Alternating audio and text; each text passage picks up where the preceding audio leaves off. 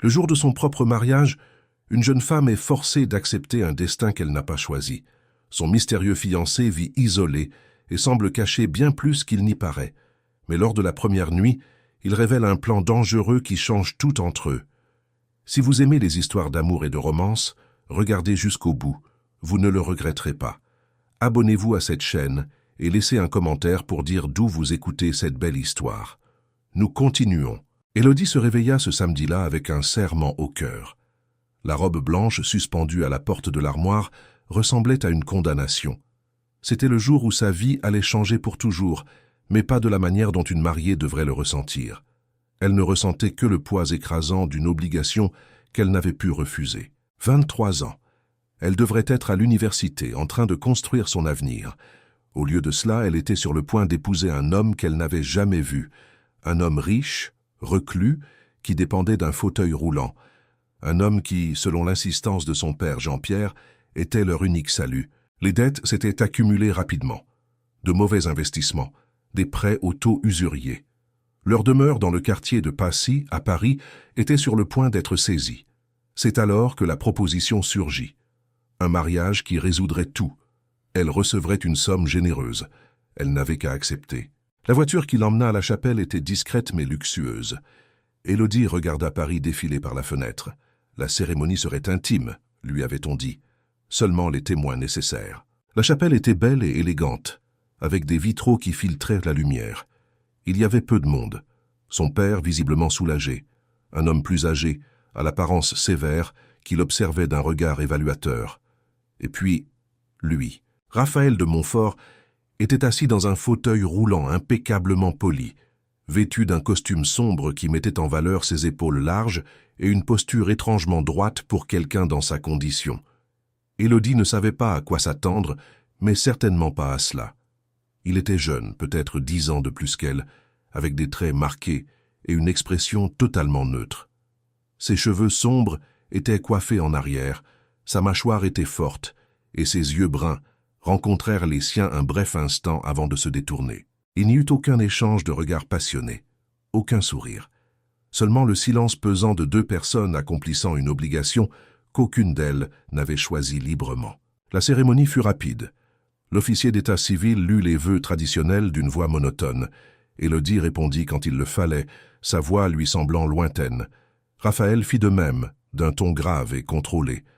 Quand vint le moment de signer les documents, elle vit l'alliance être glissée à son doigt et eut l'impression de regarder la vie d'une autre personne. Il n'y eut pas de baiser, pas d'étreinte. Juste une poignée de main formelle de l'homme plus âgé qui se présenta comme Auguste de Montfort, l'oncle de Raphaël, et les félicitations mécaniques de son père. Jean-Pierre embrassa son front, murmura une excuse qu'elle fit semblant de ne pas entendre, puis s'en alla. Il laissait sa fille là, avec des inconnus, comme s'il livrait un colis. Le trajet jusqu'à la résidence des de Montfort se fit en silence. Personne ne parla. Quand ils s'arrêtèrent enfin, Élodie dut contenir un soupir. La propriété était immense, des portails automatiques, des jardins parfaits, un manoir imposant à la lisière du bois de Boulogne. Tout était impeccable et intimidant. Une équipe d'employés les attendait. La gouvernante, Madame Marthe, la salua formellement. Auguste prit la parole, expliquant les routines et les attentes. Élodie comprit rapidement que, bien que Raphaël soit le propriétaire, celui qui contrôlait tout était cet homme, au regard calculateur. On lui montra une suite spacieuse au 2e étage. Ses bagages avaient déjà été installés. Élodie frissonna en réalisant que des inconnus avaient touché à ses affaires. On lui dit de se reposer. La porte se ferma et pour la première fois depuis son réveil, Élodie était seule. Elle s'assit sur le lit et laissa enfin couler ses larmes. Les heures passèrent lentement. Quand on frappa à la porte pour l'avertir du dîner, Élodie avait pris un long bain, mis une tenue simple et tenté de retrouver un peu de dignité.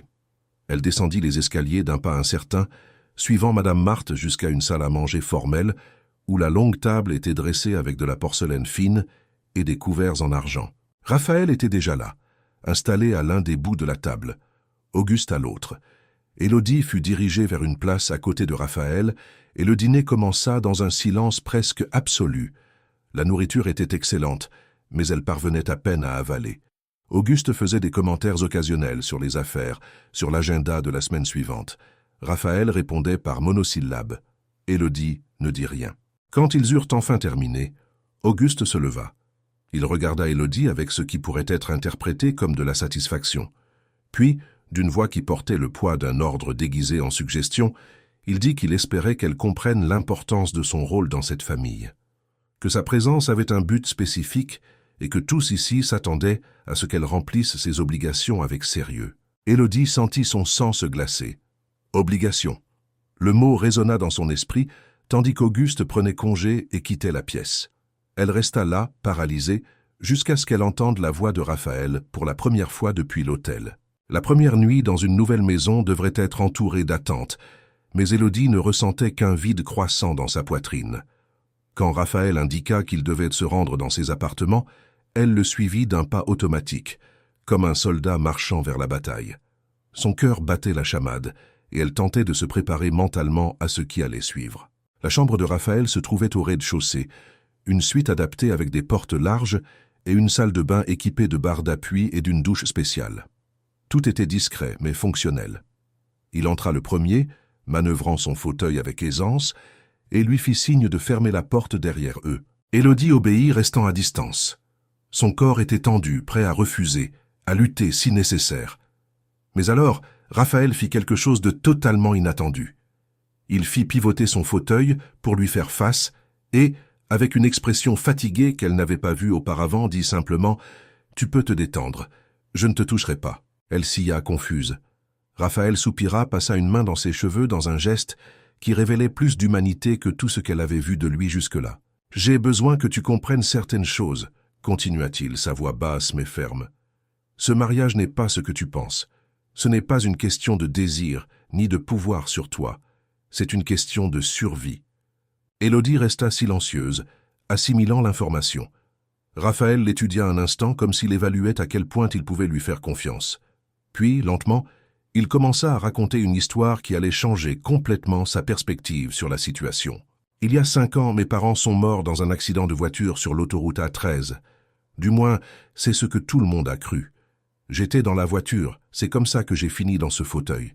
Mais ce que personne ne sait, ce que j'ai passé des années à essayer de prouver, c'est que cet accident n'avait rien d'accidentel. » Les mots tombèrent comme des pierres dans le silence de la chambre. Élodie sentit un frisson lui parcourir l'échine. « Mon oncle Auguste a pris le contrôle de tout quand je suis devenu incapable, » continua Raphaël, l'amertume évidente dans sa voix. « L'entreprise, les propriétés, les comptes. Il est devenu mon tuteur légal, prétendant que je n'étais pas en état d'administrer les affaires familiales. Et durant ces 5 années, il m'a gardé ici, isolé, contrôlé. Chaque décision, chaque mouvement financier, chaque personne qui entre dans cette maison, tout passe par lui. Mais vous êtes adulte, » Élodie trouva enfin sa voix. « Vous pouvez contester cela, vous pouvez... » « Pouvez quoi ?» Raphaël l'interrompit, non pas avec colère, mais avec résignation. « Contester un homme qui contrôle tous les avocats, tous les comptables, tous les contacts d'affaires, un homme qui a des amis dans toutes les instances du pouvoir à Paris, et faire cela depuis un fauteuil roulant en étant vu par tous comme quelqu'un de fragile, de dépendant? J'ai essayé. Les 2 premières années, j'ai tout tenté. Et à chaque fois, il m'isolait un peu plus. » Élodie s'approcha lentement, s'asseyant sur un fauteuil à proximité. Son esprit travaillait vite, essayant de comprendre où elle s'insérait dans cette équation. Raphaël remarqua sa confusion. « C'est pour ça qu'il y a eu ce mariage, » expliqua-t-il. « Auguste vieillit.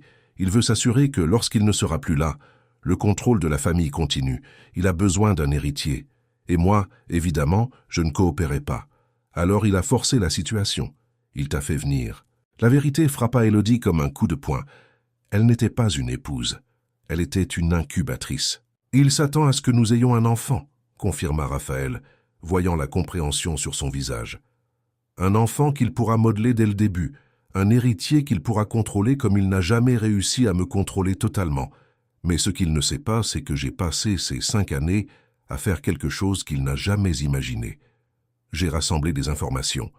J'ai trouvé des alliés à l'extérieur, des gens que mon oncle ne connaît pas. J'ai réussi à accéder à des documents, à d'anciennes communications. Et j'ai découvert des choses qui peuvent détruire tout ce qu'il a construit. » Le cœur d'Élodie s'accéléra. « Pourquoi me racontez-vous cela ? Parce que j'ai besoin de quelqu'un de l'extérieur, Quelqu'un qu'il ne connaît pas assez pour contrôler totalement, du moins pas encore. J'ai besoin de quelqu'un qui puisse se déplacer dans la maison sans éveiller de soupçons, qui puisse faire des choses que je ne peux pas faire. Il ne te fait pas encore totalement confiance, mais il ne te voit pas non plus comme une menace. Tu es parfaite. Élodie se leva, sentant la colère bouillir dans sa poitrine. Alors je sors d'une prison pour entrer dans une autre. Je suis un pion dans le jeu de votre oncle, et maintenant vous voulez que je sois un pion dans le vôtre. Raphaël ne détourna pas le regard. Non, tu serais mon allié. Et en échange, quand tout cela sera fini, je te donnerai quelque chose que ton père ne te donnerait jamais. Ta véritable liberté. Assez d'argent pour recommencer où tu veux, faire ce que tu veux. Un divorce propre. Et la satisfaction de savoir que tu as aidé à faire tomber un homme qui a ruiné des vies pour nourrir sa cupidité. Elle l'observa, cherchant des signes de mensonge, de manipulation. Mais tout ce qu'elle voyait, c'était de la fatigue, de la détermination, et quelque chose qui ressemblait beaucoup à un désespoir contenu. « C'est si je refuse ?»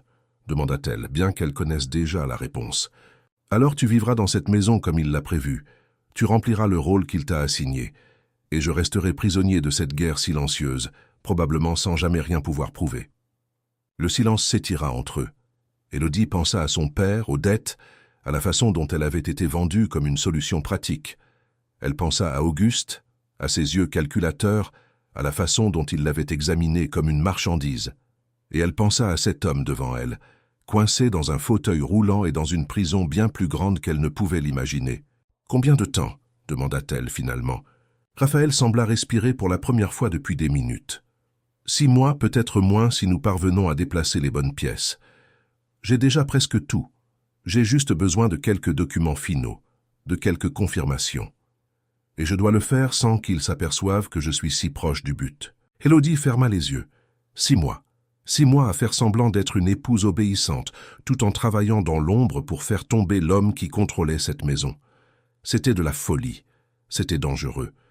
C'était exactement le genre de situation qu'une personne sensée refuserait sans réfléchir à 2 fois. Mais Élodie ne se sentait pas sensée. Elle se sentait utilisée, trahie, vendue, et la chance de réagir, de faire quelque chose de plus que d'accepter passivement le destin qu'on lui imposait, était trop tentante pour être ignorée. Elle ouvrit les yeux et rencontra le regard de Raphaël. « Une condition, dit-elle d'une voix ferme.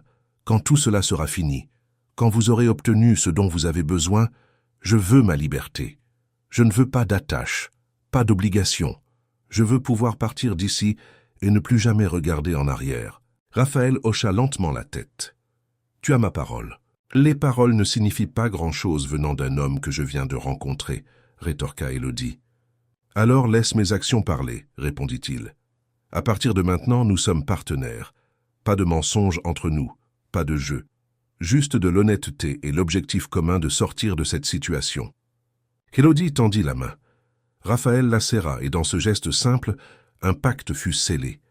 Un pacte né de la nécessité, du désespoir, mais aussi d'une étrange compréhension mutuelle. Cette nuit-là, Élodie dormit dans une chambre séparée que Raphaël avait aménagée, verrouilla la porte et laissa enfin l'épuisement l'emporter. Pour la première fois depuis qu'elle avait appris la nouvelle du mariage, elle ne se sentait pas totalement impuissante. Elle avait un but maintenant, même s'il était dangereux, et peut-être, juste peut-être, avait-elle trouvé quelqu'un d'aussi prisonnier qu'elle dans cette cage dorée. Les premiers jours furent une danse prudente d'apparence et de secret.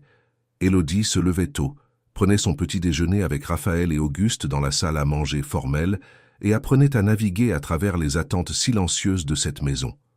Pendant la journée, alors que Raphaël travaillait dans son bureau, répondant à des courriels et participant à des réunions virtuelles sur des affaires que son oncle supervisait de près, elle explorait le manoir, faisait connaissance avec le personnel et commençait lentement à comprendre la dynamique de cet endroit.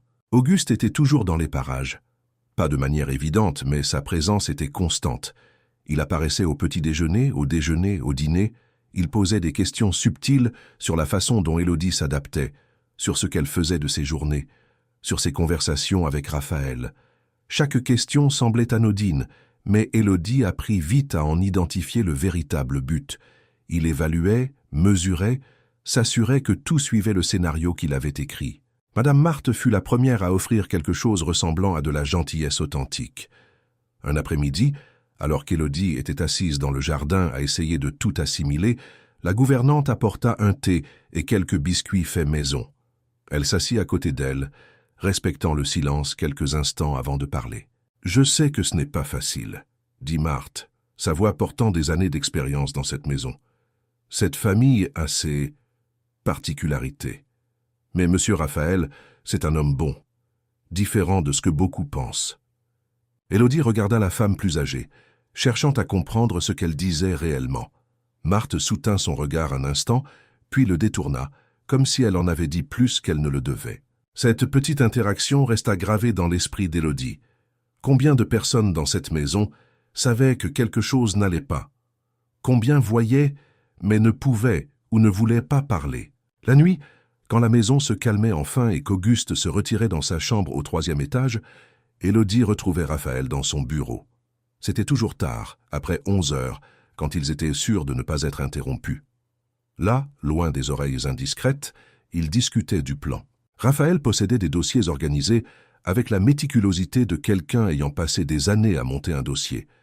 Il montra à Élodie des documents prouvant des transferts de fonds suspects, des courriels échangés entre Auguste et des personnes qu'il ne devrait pas contacter, des rapports médicaux falsifiés datant de la période suivant immédiatement l'accident. C'était accablant, mais incomplet. « Qu'est-ce qu'il manque ?» demanda Élodie une nuit, étudiant les dossiers étalés sur le bureau. « Une preuve définitive, » répondit Raphaël, la frustration évidente dans sa voix. « Tout cela est circonstanciel. Je peux prouver que mon oncle a déplacé de l'argent de manière suspecte, mais je ne peux pas prouver de façon concluante qu'il a orchestré l'accident ou qu'il a falsifié des documents médicaux pour me maintenir sous tutelle. J'ai besoin d'un témoin, quelqu'un qui était là, quelqu'un qui a vu quelque chose de concret. Et cette personne existe. » Raphaël hésita. « Je crois que oui. Le chauffeur qui travaillait pour ma famille à l'époque de l'accident, Monsieur Marc. Il a disparu juste après, a reçu une somme généreuse et s'est installé en province. Je n'ai jamais réussi à le localiser, mais récemment, un de mes contacts a découvert qu'il se trouve à Megève, retraité menant une vie tranquille. Si je pouvais lui parler, s'il acceptait de témoigner. « Alors vous auriez ce qu'il vous faut, » compléta Élodie. Raphaël hocha la tête, mais je ne peux pas simplement y aller. Auguste surveille chacun de mes mouvements. Si je décide soudainement de voyager à Megève, il saura que je cherche quelque chose. C'est là que tu entres en jeu. Élodie sentit son estomac se nouer. « Vous voulez que j'y aille ?»« À terme, oui. Mais d'abord nous devons établir une habitude. Faire en sorte qu'il soit naturel que tu sortes, que tu aies tes propres activités. Auguste te voit encore comme quelqu'un qu'il peut contrôler, mais aussi comme quelqu'un sans réel pouvoir. C'est notre avantage. » Dans les jours qui suivirent, Élodie commença à sortir davantage. D'abord pour de simples courses, toujours accompagnée du chauffeur qu'Auguste avait désigné. Puis pour des cours de pilates dans un studio chic de Boulogne-Billancourt, une activité qu'Auguste approuva, la jugeant appropriée pour l'épouse de Raphaël. Graduellement, elle établissait une routine, créant un modèle qui, le moment venu, pourrait être brisé sans éveiller de soupçons immédiats. Pendant ce temps, quelque chose d'inattendu se produisait entre elle et Raphaël. Ce qui avait commencé comme des réunions stratégiques nocturnes se transformait lentement en de véritables conversations. Ils parlaient de leur vie avant ce mariage, de rêves qu'ils avaient eus et perdus, de peurs qu'ils n'avaient jamais partagées avec personne. Élodie découvrit que Raphaël avait étudié l'architecture avant l'accident, qu'il rêvait de concevoir des espaces rendant la ville plus humaine, plus accessible. Elle apprit qu'il jouait du piano, bien qu'il n'en ait plus touché depuis qu'il était en fauteuil. Elle découvrit qu'il avait un humour pince sans rire et une intelligence vive qui allait bien au-delà des affaires. Raphaël, de son côté, apprit à connaître l'Élodie qui existait avant de devenir une monnaie d'échange. La jeune femme qui voulait étudier la psychologie, qui travaillait à mi-temps dans une association aidant les enfants vulnérables, qui avait une relation compliquée avec un père incapable de dire non à ses propres ambitions. Il apprit qu'elle était plus forte qu'elle n'en avait l'air, plus observatrice qu'il ne l'avait initialement pensé. Une nuit, 2 semaines après le mariage, Raphaël la trouva en train de pleurer silencieusement dans le jardin. Il était tard. Elle pensait que tout le monde dormait. Mais il souffrait d'insomnie fréquente et l'avait vue sortir par la fenêtre de son bureau. Il s'approcha sans bruit, arrêtant son fauteuil près du banc où elle était assise. Élodie essuya ses larmes rapidement, embarrassée d'avoir été surprise dans un moment de faiblesse. « Tu n'as pas besoin de feindre avec moi, » dit doucement Raphaël. « Pas ici, pas quand nous sommes seuls. C'est juste que... » Élodie chercha ses mots. « Parfois, je me surprends à oublier que tout cela est temporaire, que quand tout sera fini, chacun partira de son côté. Et alors je me souviens et... je ne sais pas si je ressens du soulagement ou de la tristesse. » Raphaël resta silencieux un long moment. « Je comprends, finit-il par dire. Cette maison, cette vie est si isolée que même une alliance forcée commence à ressembler à un véritable compagnonnage. C'est plus que ça, s'entendit dire Élodie avant de pouvoir se retenir. Vous n'êtes pas ce à quoi je m'attendais. Je pensais que vous seriez froid, autoritaire, que vous me traiteriez comme une propriété. Mais vous êtes gentil, respectueux. Et cela rend tout plus difficile. Difficile pourquoi? Parce qu'il est plus facile de respecter un accord quand on ne se soucie pas de l'autre personne, admit-elle, le regardant enfin. Et je commence à me soucier de vous. Les mots restèrent suspendus dans l'air entre eux, chargés d'une vérité qu'aucun des deux n'était prêt à affronter totalement. Raphaël tendit la main, hésitant, et toucha légèrement la sienne. Ce fut un contact bref, presque chaste, mais il portait plus de sens que n'importe quelle parole. « Moi aussi, confessa-t-il, et cela me fait peur parce que ça ne fait pas partie du plan. » Élodie eut un rire triste. Rien de tout cela ne faisait partie d'un quelconque plan pour moi. Il y a un mois, j'étais une autre personne. J'avais d'autres rêves. « Et après que tout cela sera fini, demanda Raphaël, reprendras-tu ces rêves ?» Elle réfléchit à la question. « Honnêtement, je ne sais pas si je le peux. Je crois que je ne suis plus la même personne que celle qui avait ses rêves. Alors peut-être est-il temps de rêver à de nouvelles choses. » La conversation resta gravée dans l'esprit d'Élodie les jours suivants. Elle se surprit à observer Raphaël différemment, remarquant sa patience avec les employés, sa façon d'écouter vraiment quand quelqu'un parlait, l'étincelle dans ses yeux quand il discutait d'idées d'architecture ou d'urbanisme, remarquant aussi sa frustration contenue quand Auguste l'interrompait ou prenait des décisions à sa place, la façon dont ses doigts se crispaient sur les accoudoirs de son fauteuil quand il se sentait impuissant. Un jour, pendant le déjeuner, Auguste annonça qu'il devait se rendre à Lyon pour une semaine. Des affaires urgentes exigeaient sa présence personnelle. Élodie sentit Raphaël se tendre à côté d'elle, bien que son expression reste neutre. « Je suis sûr que vous deux saurez gérer les choses ici, » dit Auguste, mais son ton laissait entendre que ce n'était pas de la confiance, mais plutôt la certitude que rien d'important ne se passerait en son absence. Marthe a reçu toutes les instructions. Pour toute urgence, appelez-moi. Quand il partit le lendemain, l'atmosphère de la maison changea immédiatement. C'était comme si tout le monde pouvait respirer un peu plus librement. Même les employés semblaient plus détendus, parlaient un peu plus fort, se déplaçaient avec moins de rigidité. Cette nuit-là, pour la première fois, Raphaël et Élodie dînèrent seuls, sans la présence vigilante d'Auguste. Marthe servit le repas et se retira, les laissant dans une intimité qu'ils n'avaient pas encore connue. « Nous avons une semaine, » dit Raphaël dès qu'ils furent seuls. « C'est notre fenêtre de tir. J'ai besoin que tu ailles à Megève, que tu trouves Monsieur Marc et que tu vois s'il est prêt à parler. » Élodie sentit l'adrénaline monter. « Quand ? Demain serait l'idéal. Tu peux utiliser l'excuse que tu veux passer quelques jours dans un spa là-bas. C'est quelque chose que mon oncle jugerait approprié, un petit plaisir pour sa nouvelle épouse. Le chauffeur t'accompagnera, mais j'ai fait en sorte que ce soit Charles, qui est plus flexible. Et s'il ne veut pas parler, s'il a peur ?» Raphaël prit une enveloppe épaisse sur la table voisine. « C'est pour lui, 10 000 € en liquide, pas comme un pot de vin, mais comme une garantie.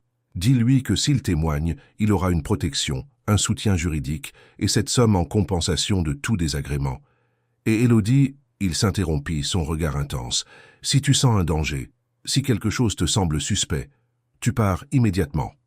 Compris ?» Elle hocha la tête, touchée par l'inquiétude sincère dans sa voix. « Je ferai attention. »« Je sais que tu le feras, » dit doucement Raphaël. « Tu es plus courageuse que tu ne l'imagines. »« Ou plus désespérée, » répondit-elle avec un sourire ironique. « Peut-être un peu des deux, mais cela n'enlève rien à ton courage. » Élodie retourna dans sa chambre cette nuit-là, l'esprit en ébullition. Demain, elle s'embarquerait dans la partie la plus risquée du plan jusqu'à présent. Elle irait voir un inconnu, dans une ville inconnue, et tenterait de le convaincre de témoigner contre l'un des hommes les plus puissants de Paris. C'était de la folie, c'était dangereux. Mais alors qu'elle s'allongeait et fermait les yeux, Ce n'était pas la peur qui dominait ses pensées, c'était le souvenir de la main de Raphaël touchant la sienne dans le jardin. C'était la façon dont il la regardait quand il pensait qu'elle ne le voyait pas. C'était le sentiment croissant qu'au fil de ces semaines impossibles, elle avait cessé de simplement respecter un accord et avait commencé à s'attacher réellement. Et cela, elle le savait, était plus dangereux que n'importe quelle confrontation avec Auguste.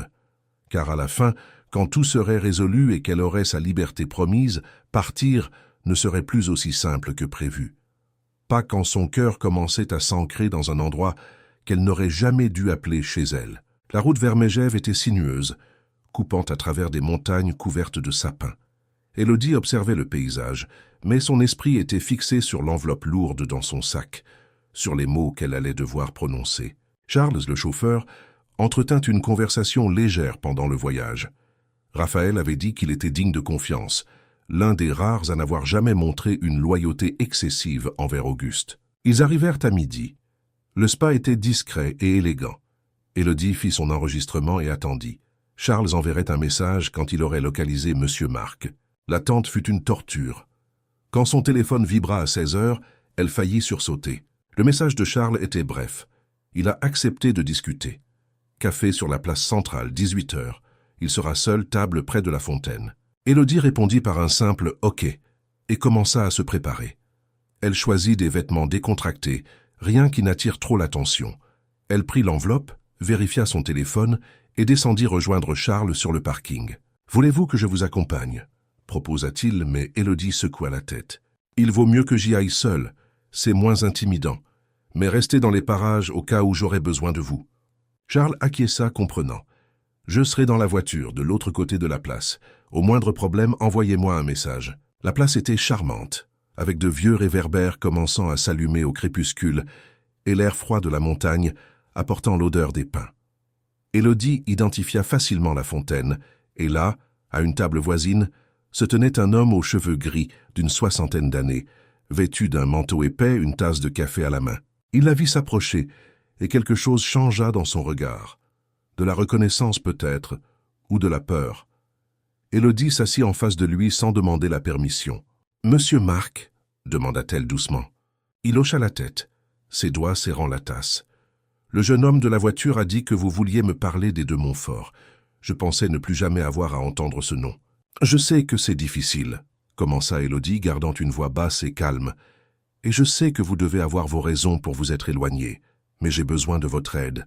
Raphaël a besoin de votre aide. » À la mention du nom de Raphaël, une ombre passa sur le visage de Marc. De la douleur peut-être, du remords. « Comment va-t-il » La question sortit presque comme un murmure. « Il est prisonnier », répondit honnêtement Élodie. « Pas seulement dans son fauteuil, mais dans une vie que son oncle contrôle totalement. Et nous croyons que vous connaissez la vérité sur l'accident, sur ce qui s'est réellement passé ce jour-là. » Marc ferma les yeux. « Je me doutais qu'un jour quelqu'un viendrait poser ces questions. Pendant des années, j'ai eu peur, mais maintenant je suis peut-être trop vieux pour continuer à avoir peur. » Il ouvrit les yeux et regarda directement Élodie. « J'étais le chauffeur de la famille depuis 15 ans. Je connaissais cette voiture mieux que la paume de ma main. Je faisais l'entretien personnellement. Je ne faisais confiance à personne. Et ce matin-là, quand je suis allé chercher la voiture au garage, quelque chose était différent. » « Différent comment ?»« Les freins. » Il marqua une pause, sa voix tremblant légèrement. « J'ai conduit pour aller chercher monsieur et madame, et les freins ne répondaient pas bien. J'ai prévenu, j'ai dit qu'il fallait changer de voiture, que quelque chose n'allait pas. Mais monsieur Auguste était là. Il a dit que j'exagérais, que c'était une paranoïa de vieux.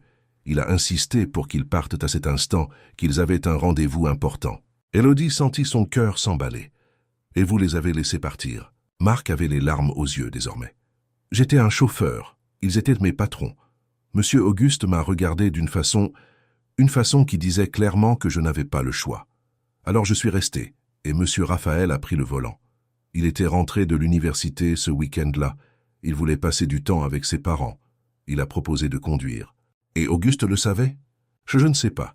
Mais il n'a pas semblé surpris quand il a appris que Raphaël était dans la voiture. Et après l'accident, quand il est venu me voir à l'hôpital, il m'a fait une proposition. Une somme généreuse, une retraite anticipée, une maison à Megève. Tout ce que j'avais à faire, c'était d'oublier qu'il y avait un problème avec les freins, signer un document disant que la voiture était en parfait état quand elle a quitté le garage. « Et vous avez signé !» Ce n'était pas une accusation, juste un constat. Marc hocha misérablement la tête. « J'ai signé, et depuis je vis avec ce poids. Je vois le visage de ce garçon, de Raphaël jeune et plein de vie, et je sais qu'il est dans un fauteuil roulant à cause de ma lâcheté. » Élodie sortit l'enveloppe de son sac et la posa sur la table entre eux.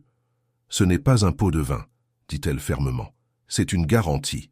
Si vous témoignez, si vous dites la vérité devant un tribunal, Raphaël s'assurera que vous ayez une protection légale, que personne ne puisse vous faire de mal. Et cet argent est pour tous les frais que vous pourriez avoir. » Marc regarda l'enveloppe, mais ne la toucha pas. « Ce n'est pas une question d'argent. Ça ne l'a jamais été. C'est une question de faire enfin ce qui est juste, même après tout ce temps. Alors vous témoignerez ?» Il prit une grande inspiration, et quand il regarda de nouveau Élodie, il y avait une détermination dans ses yeux qu'il n'avait pas auparavant. « Je le ferai. Dites à Raphaël que je raconterai tout ce que je sais. Et s'il y a un moyen de prouver que les freins ont été sabotés, je l'aiderai à le trouver. » Élodie sentit le soulagement et la gratitude inonder sa poitrine. « Merci. Vous ne savez pas à quel point cela compte. »« Si, je le sais, » dit doucement Marc. « Cela signifie que je pourrai peut-être enfin dormir sans faire de cauchemar. » Ils discutèrent encore un peu, réglant les détails sur la façon de procéder, comment maintenir le contact en toute sécurité. Quand Élodie se leva enfin pour partir, Marc lui serra la main un instant. « Prenez soin de lui, » dit l'homme plus âgé. « Raphaël a toujours été un bon garçon. Il ne mérite pas ce qu'il a subi. »« J'en prendrai soin, » promit Élodie, et elle réalisa que ce n'était pas seulement une garantie pour le plan. C'était une promesse du cœur. Le voyage de retour au spa fut un flou. Élodie envoya un message à Raphaël disant simplement « Nous avons réussi », sachant qu'il comprendrait. La réponse arriva quelques minutes plus tard. « Tu es incroyable ». Cette nuit-là, Élodie parvint à peine à dormir à cause de l'adrénaline et de l'émotion. Le lendemain matin, elle profita réellement de quelques équipements du spa. Elle devait maintenir les apparences au cas où Auguste poserait des questions plus tard. Mais son esprit était à Paris, au manoir, auprès de Raphaël. Quand elle revint 2 jours plus tard, la maison semblait différente. Ou peut-être était-ce elle qui avait changé. Auguste était toujours à Lyon, son voyage s'était prolongé, ce qui leur donnait plus de temps pour organiser les choses. Raphaël l'attendait dans son bureau. Quand elle entra, la façon dont il la regarda fit bondir son cœur. Il y avait du soulagement, mais aussi quelque chose de plus profond, de plus intense. « Tu as réussi, » dit-il. Ce n'était pas une question. Élodie acquiesça en s'approchant de son bureau. « Il va témoigner. Il est prêt à tout raconter. » Raphaël ferma les yeux, et elle vit l'émotion traverser son visage. Il passa une main sur son visage, respirant profondément. « Après 5 ans, nous avons enfin une chance réelle. » Élodie contourna le bureau et sans trop réfléchir prit sa main. « Ce qui est arrivé à vos parents était terrible, mais nous allons faire justice. Nous allons nous assurer qu'Auguste paie pour tout. » Raphaël serra sa main, l'attirant doucement vers lui. « Je n'aurais pas pu faire ça sans toi, tu le sais, n'est-ce pas? Heureusement que vous m'avez choisi alors, » tenta-t-elle de plaisanter, mais sa voix sortit basse, intime. « Ce n'était pas un choix, » dit Raphaël, son pouce traçant de doux cercles sur le dos de sa main.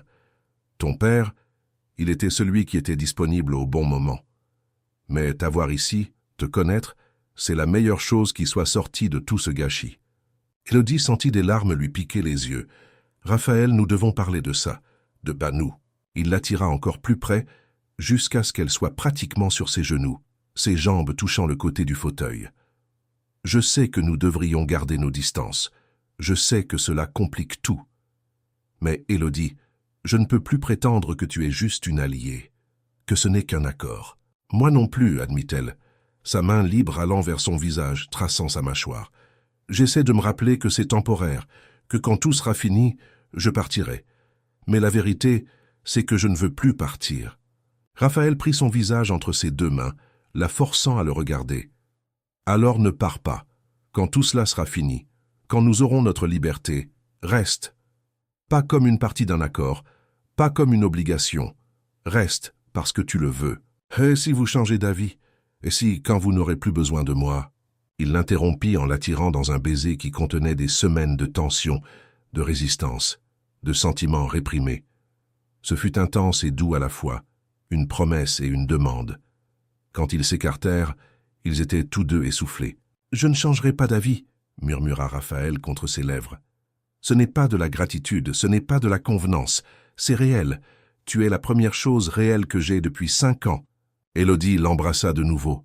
Cette fois avec plus d'urgence, plus de besoin. Tout ce qu'ils avaient réprimé, tout ce qu'ils avaient tenté de nier, remonta à la surface à cet instant. Ses mains à lui sur sa taille, l'attirant plus près.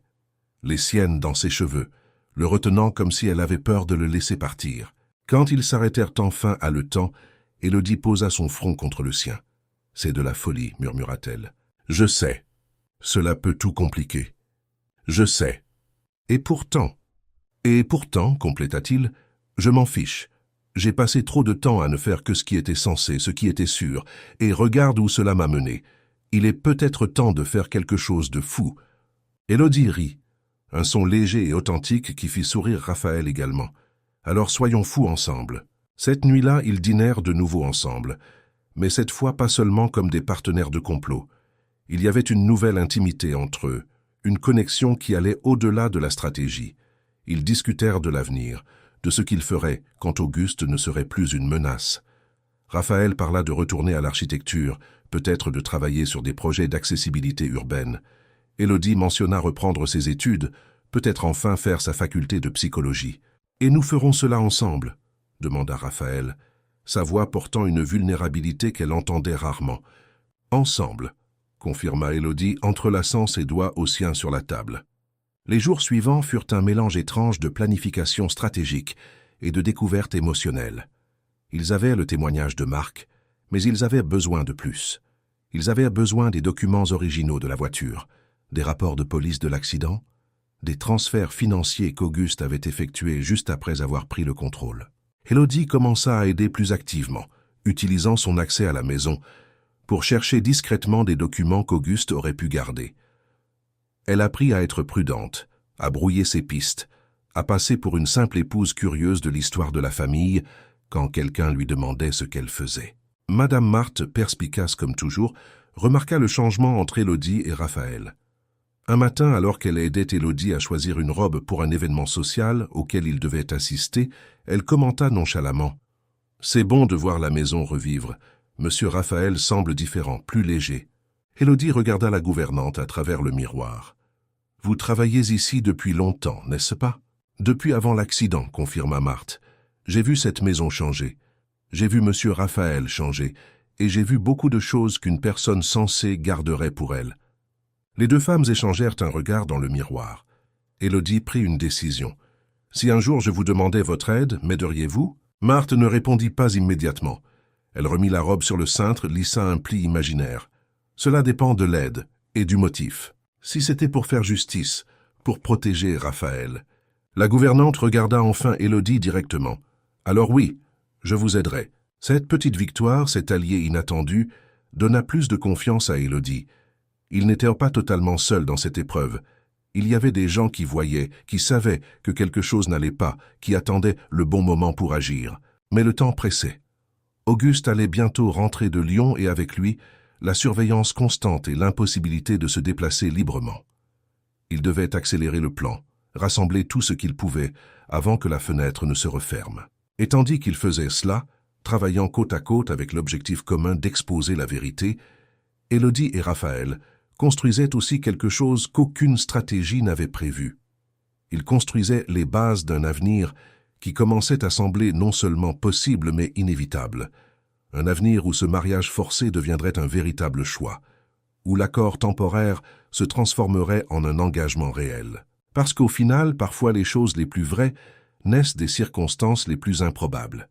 Et parfois, la personne à laquelle vous vous attendez le moins est exactement celle dont vous avez besoin. Le retour d'Auguste apporta avec lui une tension qui semblait alourdir l'air du manoir. Il arriva un jeudi après-midi, avec sa posture impeccable et son regard analytique, balayant chaque recoin de la maison, comme s'il cherchait quelque chose qui n'était pas à sa place. Élodie sentit son cœur se serrer en le voyant franchir la porte principale, mais elle garda une expression neutre, le saluant avec la courtoisie froide qui l'attendait. « Comment s'est passé votre séjour au spa ?»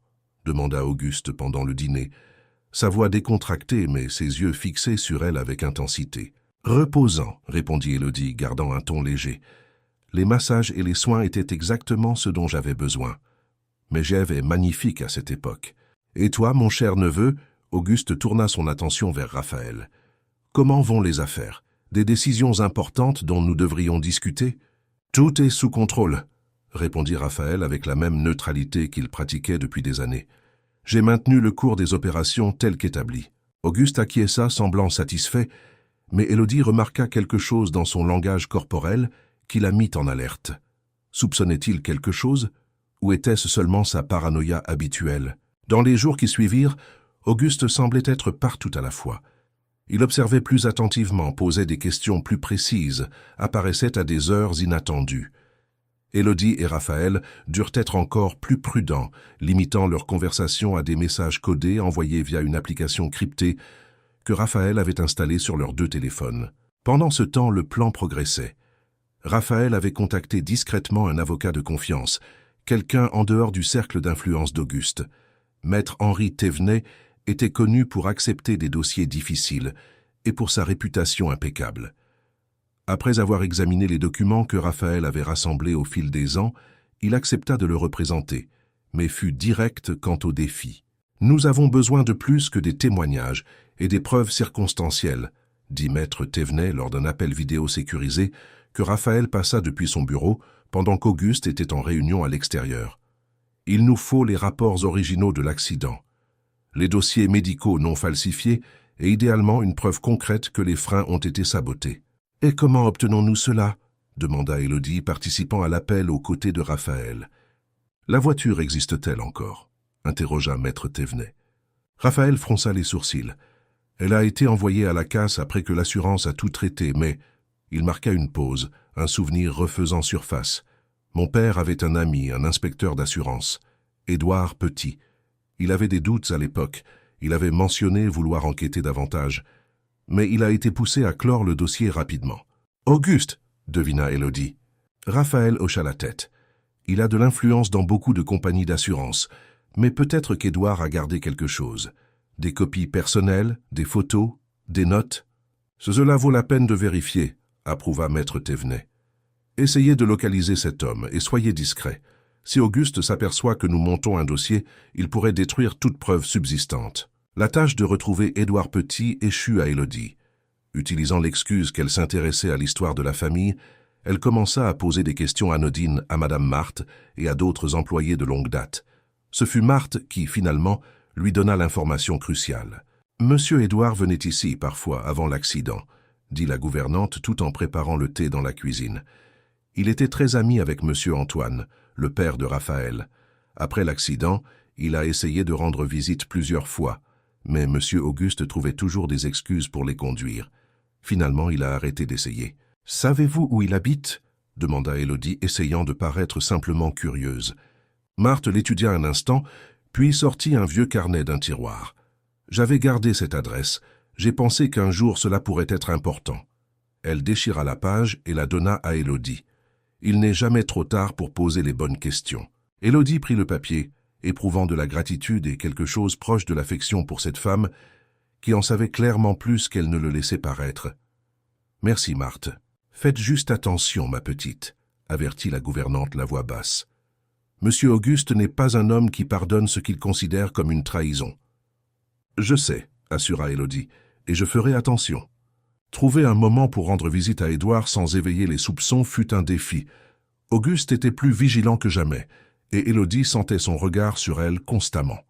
Ce fut Raphaël qui créa l'opportunité, simulant un malaise pendant le dîner quelques jours plus tard. Ce ne fut rien de dramatique, juste assez pour qu'Auguste insiste pour appeler le médecin de famille et garde tout le monde concentré sur cela. Pendant que l'attention était portée sur Raphaël, Élodie sortit discrètement par l'entrée latérale, où Charles l'attendait comme convenu.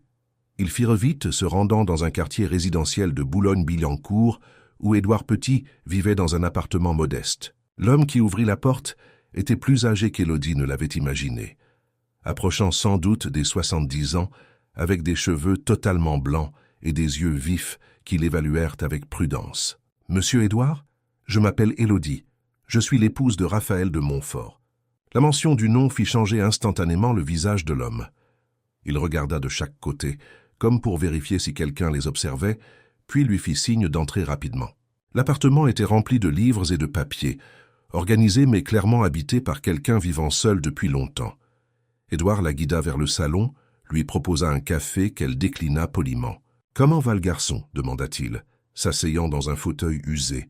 « Raphaël, j'ai entendu dire qu'il était resté en fauteuil roulant. Il survit, choisit soigneusement Élodie, mais il a besoin de votre aide. Nous en avons besoin. » Édouard soupira profondément. Je me doutais qu'un jour quelqu'un viendrait poser des questions. Quand Auguste m'a fait pression pour clore ce dossier, je savais que quelque chose n'allait pas. Antoine était mon ami, un homme bon, et sa mort a été bien trop pratique pour beaucoup de gens. Avez-vous gardé quelque chose? Une preuve. Édouard se leva et alla vers un placard, d'où il sortit une chemise jaunie par le temps. Des copies du rapport original, avant qu'il ne soit modifié. Des photos du lieu de l'accident qui ne sont jamais entrées dans le dossier officiel, et mes notes personnelles sur les incohérences que j'ai trouvées. Il posa la chemise sur la table basse, l'ouvrant pour montrer le contenu. Élodie sentit son cœur s'accélérer en voyant les images. La voiture broyée, des gros plans sur les freins, des annotations techniques d'une écriture serrée. « Je ne suis pas mécanicien », continua Édouard, « mais j'en ai engagé un pour jeter un œil avant que la voiture ne soit emmenée à la casse. Il a trouvé des signes indiquant que les freins avaient été trafiqués. Ce n'était pas de l'usure naturelle. C'était un sabotage délibéré. » « Pourquoi n'avez-vous jamais dénoncé cela ?» demanda Élodie, sans jugement, juste par curiosité. Édouard eut un rire amer. « Dénoncer à qui ? Auguste de Montfort a la moitié des juges de Paris dans sa poche. Je n'étais qu'un inspecteur, je n'avais ni le pouvoir ni les ressources pour affronter quelqu'un comme lui, et j'avais une famille à protéger. Quand il a clairement fait comprendre qu'il serait dangereux de continuer l'enquête, j'ai reculé. Mais je n'ai jamais jeté ça. Je savais qu'un jour cela pourrait être important. » « C'est important, assura Élodie. C'est crucial. Puis-je emporter cela? Nous avons un avocat, nous montons un dossier. » Édouard regarda la chemise un long moment, puis Élodie. « Raphaël sait-il que vous faites cela pour lui? »« Nous le faisons ensemble, » corrigea-t-elle. « Il mérite justice. Ses parents méritent justice. »« Alors emportez-le. » Édouard poussa la chemise vers elle. « Et dites au garçon que je suis désolé de n'avoir pas été assez courageux à l'époque, d'avoir laissé la peur me contrôler. » « Il n'est jamais trop tard pour faire ce qui est juste. » Élodie fit écho aux paroles de Marthe, prenant le dossier avec soin. « C'est ce que vous faites maintenant. » Le voyage de retour au manoir fut tendu. Élodie serrait le dossier comme s'il s'agissait de l'objet le plus précieux au monde, car d'une certaine manière il l'était. Cela pouvait tout changer. Quand ils arrivèrent, Raphaël était encore dans sa chambre, le médecin venant tout juste de partir. Auguste était dans son bureau, apparemment satisfait que la situation soit sous contrôle. Élodie monta discrètement, frappant à la porte de la chambre de Raphaël avant d'entrer. Il était assis sur le lit, semblant fatigué mais alerte.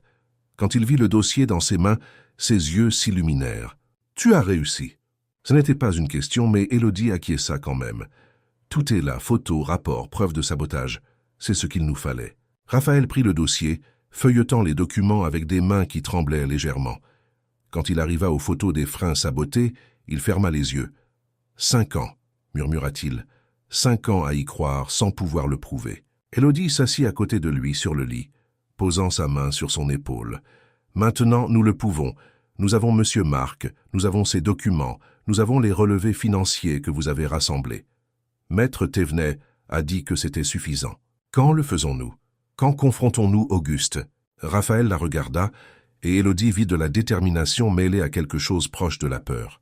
« Bientôt. Mais nous devons le faire correctement. Une fois que nous aurons lancé cela, il n'y aura pas de retour en arrière. Auguste se battra avec tout ce qu'il a. »« Alors nous devons nous assurer de gagner, » dit Élodie fermement.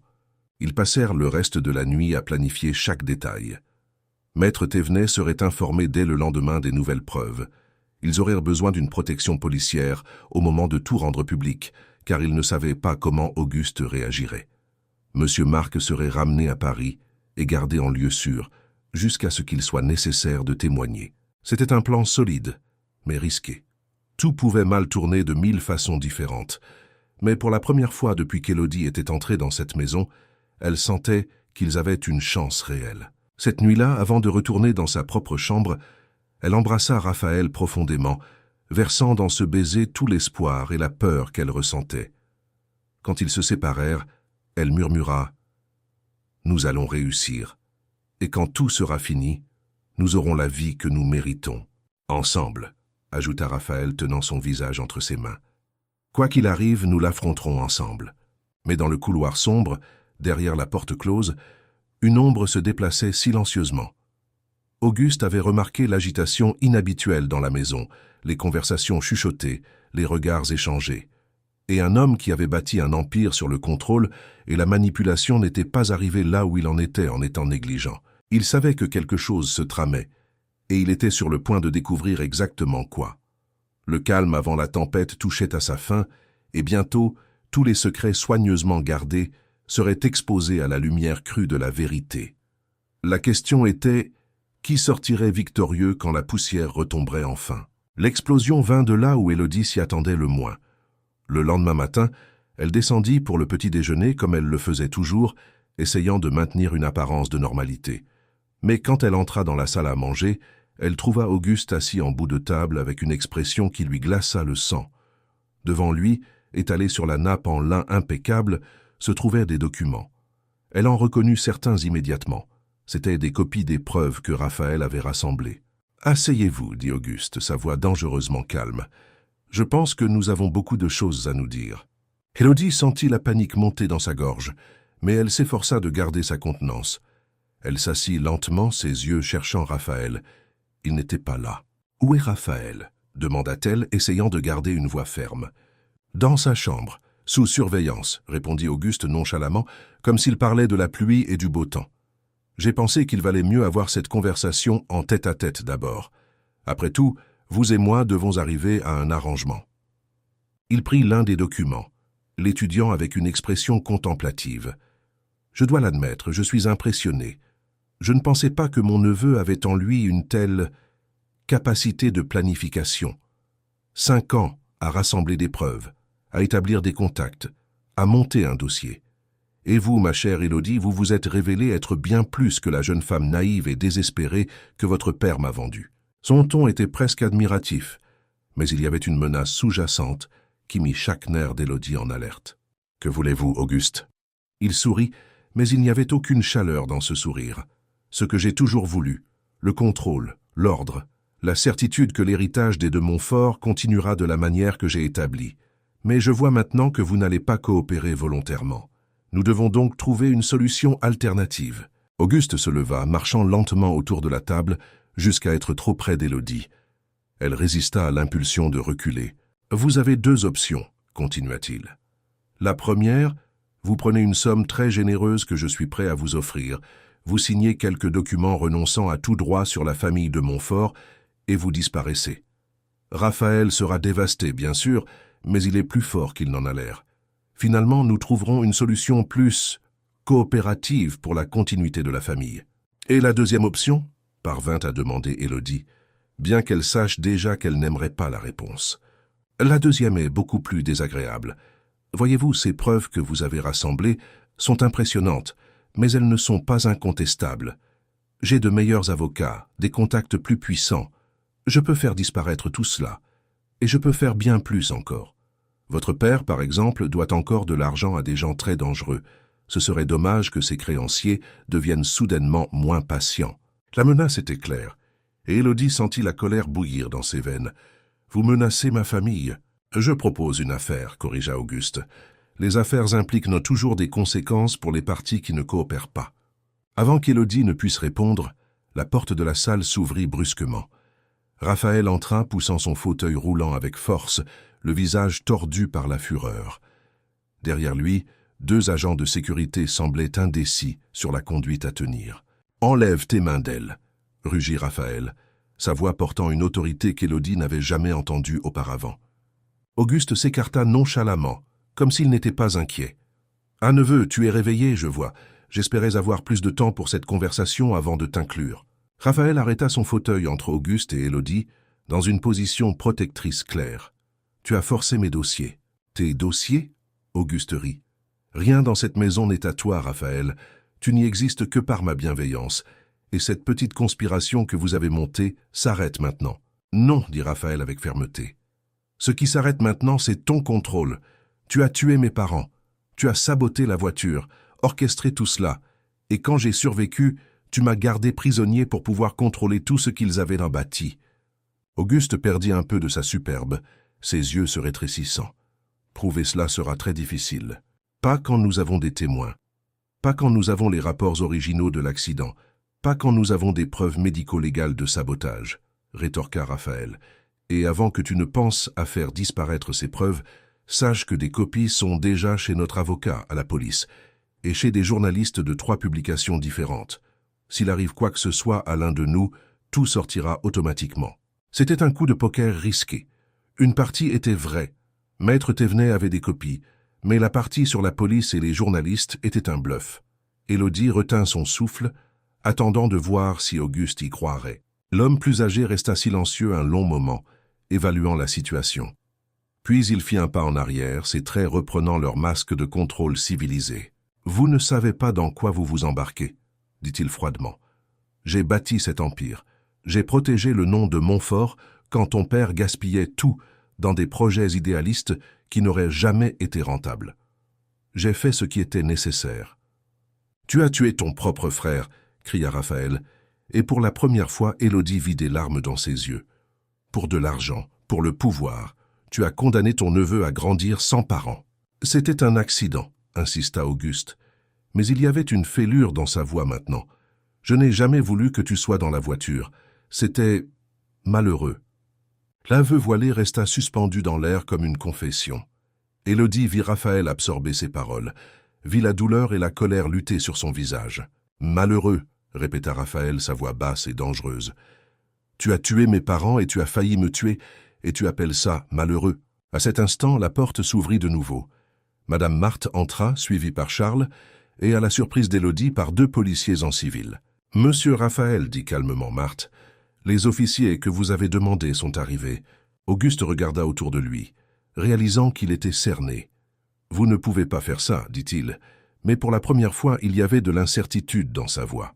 L'un des policiers s'avança, montrant une plaque. « Auguste de Montfort, j'ai un mandat pour vous emmener pour interrogatoire concernant les décès d'Antoine et Béatrice de Montfort et les irrégularités dans l'administration des biens de Raphaël de Montfort. »« C'est ridicule !» protesta Auguste, retrouvant un peu de contenance. « Mes avocats auront accès à vous au commissariat, » interrompit le policier. « Veuillez nous suivre volontairement, monsieur. » Il y eut un moment de tension où il sembla qu'Auguste pourrait résister. Mais il regarda autour de lui, vit les preuves étalées sur la table, les visages déterminés de Raphaël et d'Élodie, et quelque chose en lui sembla s'effondrer. « Ce n'est pas fini, » dit-il, sa voix chargée de menaces alors qu'il était escorté vers la sortie. « Vous n'avez aucune idée de ce que vous avez fait. » Quand la porte se ferma derrière lui, Élodie sentit ses jambes fléchir. Raphaël fit pivoter son fauteuil immédiatement, lui prenant la main. « Tu vas bien ?» Elle acquiesça bien qu'elle ne soit pas sûre de dire la vérité. Il savait, il a tout trouvé, mais il n'a pas pu le détruire, fit remarquer Raphaël. Et maintenant, il est en garde à vue. Maître Thévenet avait raison. Une fois que nous avions assez de preuves, les policiers qui ne sont pas dans sa poche ont dû agir. Madame Marthe s'approcha, son expression inquiète mais ferme. « Vous devez partir d'ici, aujourd'hui. Auguste a des amis puissants. Il ne sera pas prudent de rester dans cette maison pendant que la procédure suit son cours. » « Elle a raison, » approuva Charles. « J'ai déjà préparé la voiture. Je peux vous emmener où vous voudrez. » Raphaël regarda autour de lui. Cette salle à manger, cette maison où il avait passé les 5 dernières années comme un prisonnier. « Un hôtel discret, » décida-t-il. « Nous avons besoin d'un endroit sûr pendant que nous organisons les choses avec Maître Thévenet. » Les heures suivantes furent chaotiques. Emballer l'essentiel, transférer les documents importants, passer des appels urgents à l'avocat et à Monsieur Marc, s'assurant qu'il était en sécurité. Les médias commençaient déjà à avoir vent de l'histoire. Un scandale impliquant l'une des familles les plus riches de Paris était une nouvelle trop importante pour être contenue. Quand ils quittèrent enfin le manoir, Élodie regarda en arrière une dernière fois. Cet endroit qui avait été une prison dorée, où tant de secrets avaient été gardés, ne semblait plus être qu'une maison vide. Dans la voiture, Raphaël serra sa main avec force. « C'est fini !» dit-il, mais il y avait une fatigue dans sa voix qui allait au-delà du physique. 5 ans à planifier, et quand ça arrive enfin, ça semble irréel. C'était réel, assura Élodie. Tu as affronté l'homme qui a détruit ta vie, tu t'es battu. Nous nous sommes battus, corrigea Raphaël, portant sa main à ses lèvres. Je n'aurais pas pu faire ça seul. L'hôtel où Charles les emmena était discret, mais confortable, dans un quartier plus excentré de la ville. Maître Thévenet les y attendait déjà, avec une pile de documents et une expression sérieuse mais satisfaite. « Nous avons marqué l'histoire aujourd'hui », dit-il quand ils s'assirent dans une salle de conférence privée. L'arrestation d'Auguste de Montfort est déjà aux informations, et avec les preuves que nous avons, surtout le témoignage de M. Marc et les rapports d'Édouard Petit, nous avons un dossier solide. « Combien de temps avant le procès ?» demanda Raphaël. « Des mois, probablement. Auguste va engager les meilleurs avocats. Il va se battre avec tout ce qu'il a. Mais l'opinion publique se tourne déjà contre lui, et une fois que les preuves médico-légales seront présentées formellement, il lui sera difficile de les réfuter. « Et en attendant, questionna Élodie, sommes-nous en sécurité ?» Maître Thévenet hésita. « Je vais être honnête. Auguste de Montfort a des ressources et des contacts. Vous devez être prudent. Restez dans des lieux publics, ayez toujours quelqu'un de confiance près de vous. Mais je crois qu'il est trop malin pour tenter quoi que ce soit d'évident maintenant, que tous les regards sont braqués sur lui. » Cette nuit-là, quand ils furent enfin seuls dans une chambre d'hôtel, Raphaël et Élodie s'autorisèrent enfin à assimiler tout ce qui s'était passé. Ils s'assirent ensemble sur un canapé, enlacés, laissant l'adrénaline et la peur faire place progressivement à un soulagement prudent. « Je n'arrive pas à croire que nous l'avons vraiment fait, » murmura Élodie contre son épaule. Raphaël embrassa ses cheveux. « Tu as été incroyable aujourd'hui. La façon dont tu es resté ferme devant lui. » « J'étais terrifié. Mais tu ne l'as pas montré. C'est ça le courage. » Ils restèrent ainsi un long moment, trouvant du réconfort dans la présence de l'autre. Finalement, Raphaël reprit la parole, sa voix basse et sérieuse. « Quand tout cela sera vraiment fini, quand Auguste sera condamné et que j'aurai repris le contrôle de ma vie, voudras-tu encore rester, même en sachant qu'il y aura du scandale, de la publicité, que ce sera difficile pendant un temps ?» Élodie s'écarta juste assez pour le regarder dans les yeux. « Raphaël, je ne suis pas ici parce que c'est facile ou pratique. Je suis ici parce que, quand je te regarde, je vois un avenir dont je veux faire partie. Un avenir que nous construisons ensemble, pas qui nous a été imposé. » Elle toucha son visage doucement. « Alors oui, je resterai, peu importe la difficulté. Parce que pour la première fois de ma vie, j'ai quelque chose pour quoi il vaut la peine de se battre. » Raphaël l'attira dans un baiser profond, y versant toute sa gratitude, son amour et la promesse d'un avenir qui commençait enfin à sembler possible. Quand ils se séparèrent, ils souriaient tous deux malgré leurs larmes. Dehors, Paris continuait son rythme frénétique, indifférente au drame qui s'était noué ce jour-là. Mais pour Raphaël et Élodie, quelque chose de fondamental avait changé. Ils avaient affronté le monstre qui hantait leur vie et avaient survécu. Et maintenant, pour la première fois, ils pouvaient regarder devant eux sans peur, sachant que quel que soit le défi à venir, ils l'affronteraient ensemble. Les mois suivants furent intenses. Le procès d'Auguste devint l'une des affaires les plus suivies de l'année à Paris. Les médias exploitaient chaque angle. Élodie apprit à ignorer les caméras et les paparazzis. Madame Marthe, Charles et d'autres employés vinrent témoigner. Édouard Petit, avec sa documentation, fut crucial, et M. Marc raconta au tribunal le jour où les freins avaient lâché et comment Auguste l'avait réduit au silence. La défense d'Auguste tenta tout.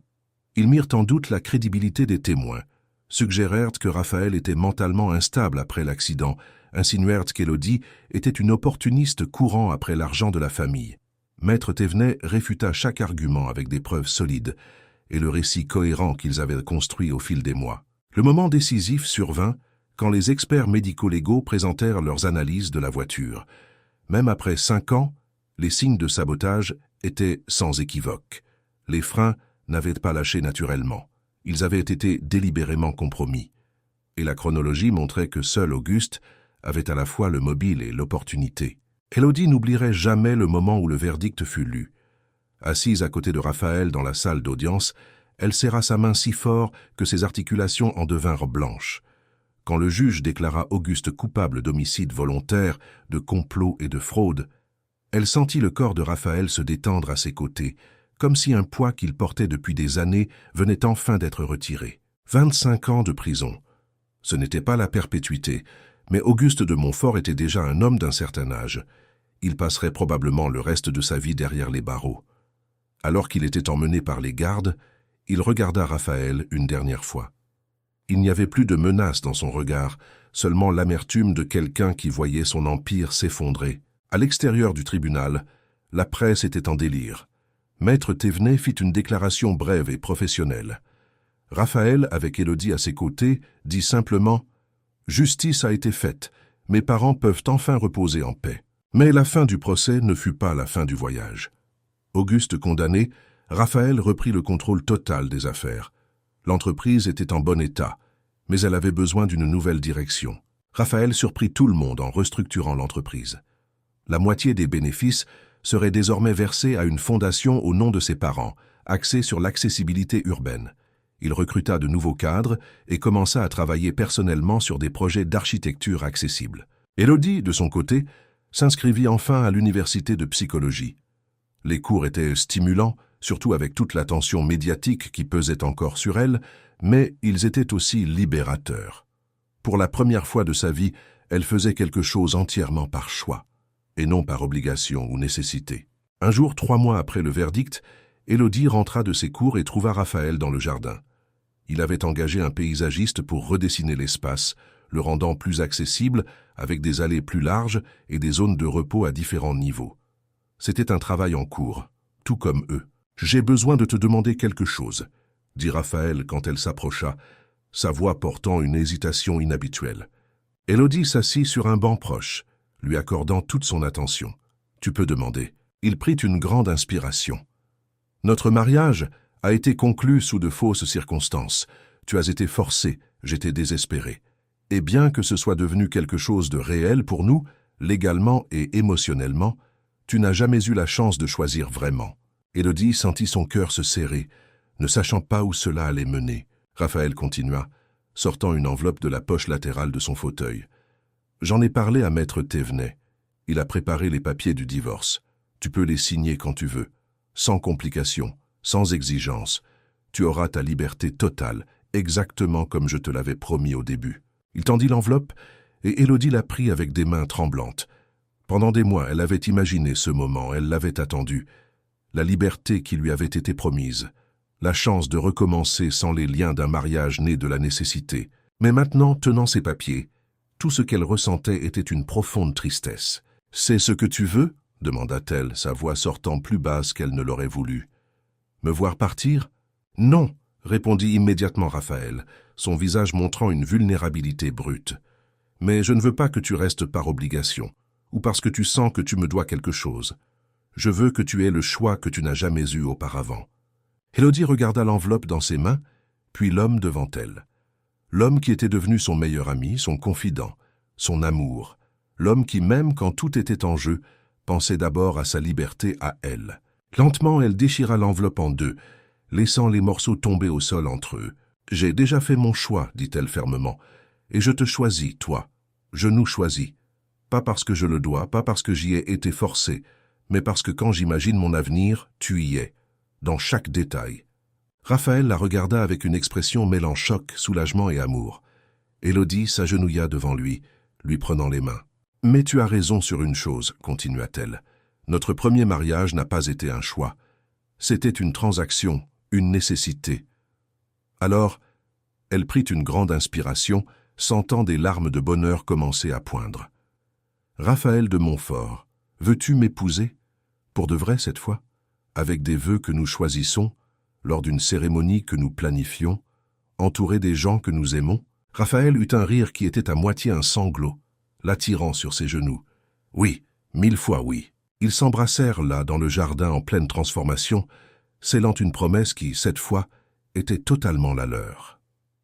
Quand ils s'écartèrent, ils riaient et pleuraient en même temps. « Tu sais que techniquement, c'est moi qui devrais faire ma demande, » plaisanta Raphaël en essuyant les larmes sur son visage. « Eh bien, techniquement, nous sommes déjà mariés, » répliqua Élodie. « Alors je pense que nous pouvons briser quelques règles d'étiquette. » Le second mariage eut lieu 6 mois plus tard, lors d'une cérémonie intime mais pleine de sens dans la maison qui avait été reconstruite pour devenir un véritable foyer.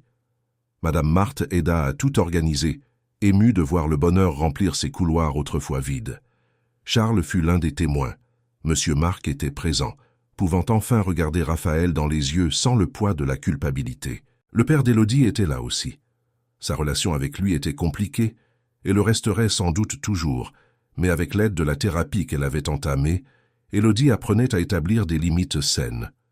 Il lui avait demandé pardon, de manière maladroite mais sincère, et bien qu'elle ne puisse pas oublier, elle essayait de pardonner. Mais la plus grande surprise survint 3 semaines avant le mariage. Raphaël suivait régulièrement une kinésithérapie, chose qu'il avait négligée pendant des années de dépression et d'isolement. Son nouveau kinésithérapeute était plus agressif dans le traitement, plus optimiste quant aux possibilités. Lors d'un examen de routine, ils firent une découverte surprenante.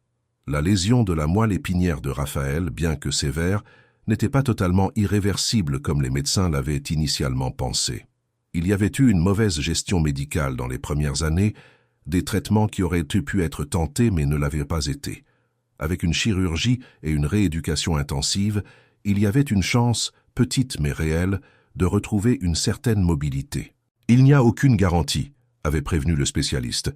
Ce pourrait n'être qu'une sensation partielle ou la capacité de se tenir debout avec un appui, où il pourrait n'y avoir aucune amélioration, mais compte tenu de votre âge et de votre santé générale, cela vaut la peine d'essayer.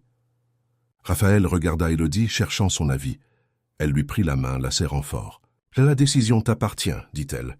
Quoi que tu choisisses, je suis là. » Il décida d'essayer.